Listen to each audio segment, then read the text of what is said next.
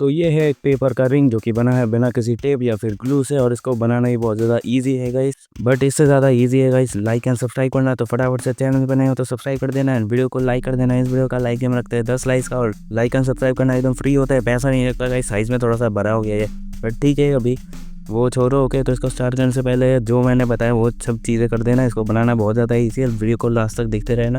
Video को last तक नहीं देखोगे तो आपसे नहीं बनने वाला। ओके, तो बिना किसी लेटिंग के फटाफट से इस चीज़ को बनाना स्टार्ट करते हैं।